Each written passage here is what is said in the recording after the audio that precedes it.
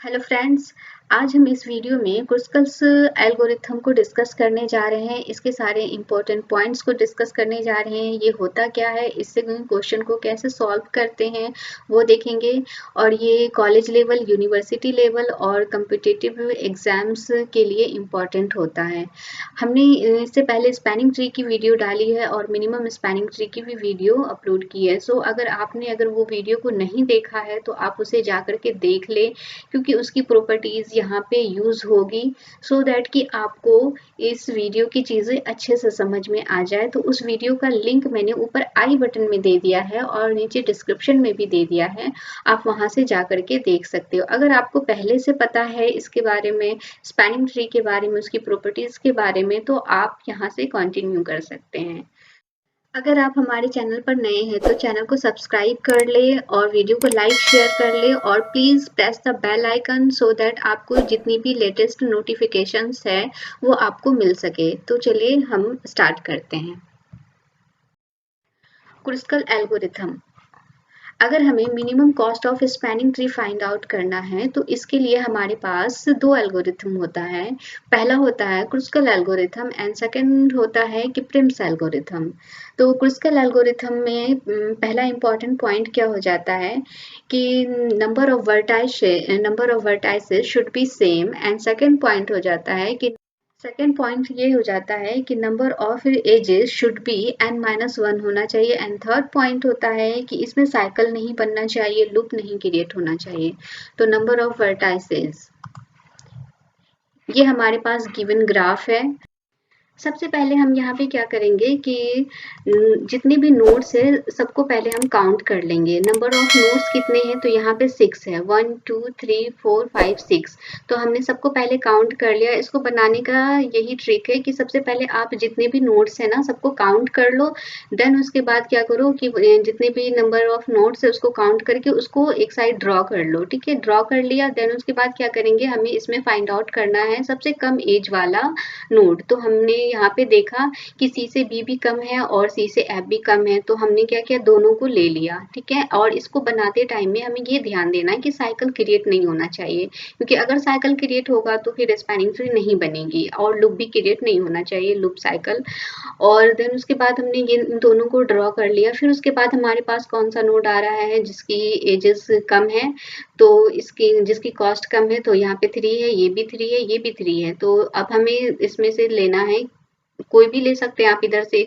तो हमने ये वाला ले लिया, इसकी इस वाले को ले लिया, इस वाले को ले लिया यहाँ से, जिसका कॉस्ट जो है 3 है। फिर उसके बाद ये वाला ले लिया, इसकी भी कॉस्ट क्या है, 3 है। अब हम इसको अगर लेते हैं इस वाले को तो साइकिल क्रिएट हो जा रहा है। तो हम क्या करेंगे, क्योंकि स्पैनिंग ट्री तो हमें साइकिल तो क्रिएट करना नहीं है, तो इस वाले को हम नहीं लेंगे, है ना, इसको हम नहीं लेंगे। क्या हम इसको ले सकते हैं, इसको भी अगर हम लेते हैं यहाँ से यहाँ, तो यहाँ पर भी साइकिल बन रहा है ना ये, तो हम इसको भी नहीं ले सकते हैं। अब इसको भी नहीं ले सकते हैं, तो अब हमारे पास क्या बच रहा है, 4। अब यहाँ पे भी 4 है, यहाँ पे भी 4 है। तो अब हम क्या करेंगे, इसको हम ले सकते हैं, या तो हम इसको ले ले या फिर हम इसको ले ले। तो हमने इस वाले को ले लिया यहाँ पे, है ना। अगर अब इसको लेने के बाद हम इसको लेते हैं तो फिर से साइकिल क्रिएट हो जाएगा, तो हमें इसको भी नहीं लेना है। तो इस तरीके से ध्यान में रखना है कि साइकिल क्रिएट नहीं होना चाहिए इसमें। तो ये हमारा मिनिमम स्पैनिंग ट्री बन गया है क्रुस्कल से। ठीक है, अब इसमें जो है नंबर, अब ये ध्यान रखिए कि जितने भी ग्राफ में नोड्स थे वो यहाँ पे भी ग्राफ में उतने ही नोड्स आए।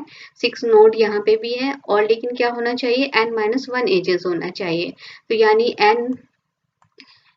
n-1 एजेस होना चाहिए। तो n- यहाँ पे 6 नोड है, तो एजेस कितनी होनी चाहिए, 5 होनी चाहिए। अगर 6 में से हम 1 जो है हटाएंगे तो क्या 5 होनी चाहिए। तो क्या 5 है यहाँ पे एजेस, 1 2 3 4 5, हाँ तो है। तो इसका मतलब ये हमारा सही बन गया है। ठीक है, तो ये हो गया minimum spanning tree bye Kruskal method.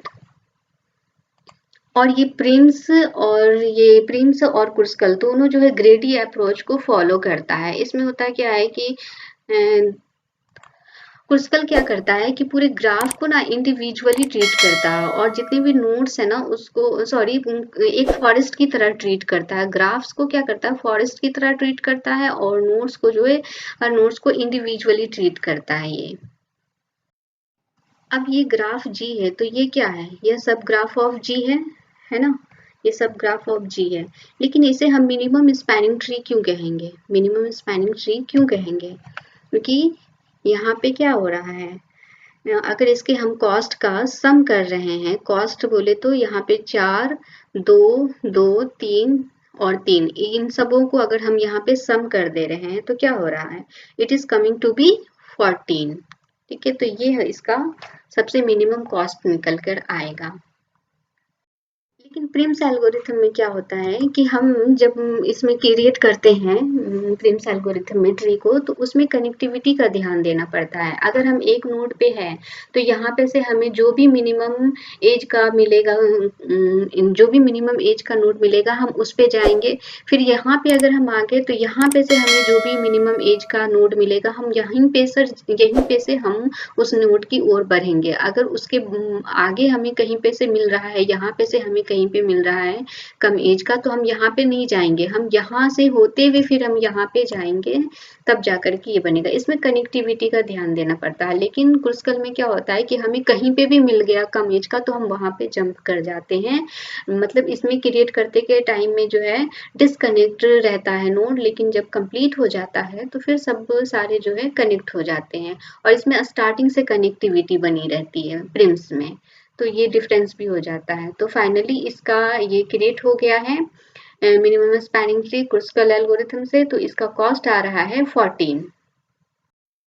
अब हम यहाँ पे देख लेते हैं एल्गोरिथम, इसका एल्गोरिथम क्या होता है क्रुस्कल का, तो remove all the loops and parallel edges. जैसे ये ग्राफ है, इसमें क्या है, यहाँ पे लूप दिया हुआ है ना, तो इस वाले लूप को सबसे पहले हम हटाते हैं। ठीक है, और फिर उसके बाद सेकेंड पॉइंट में क्या कह रहा है कि arrange all edges in their increasing order of wait.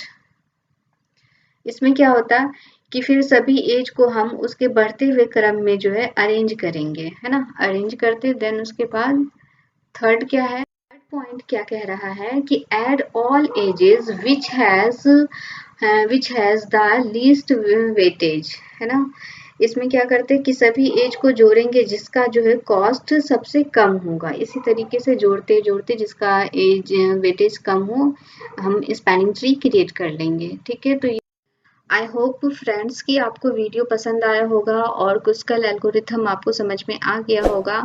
तो अगर आप मेरे चैनल पे नए हैं तो चैनल को सब्सक्राइब कर ले, वीडियो को लाइक शेयर कर ले। तो मिलते हैं नेक्स्ट वीडियो में। Thank you.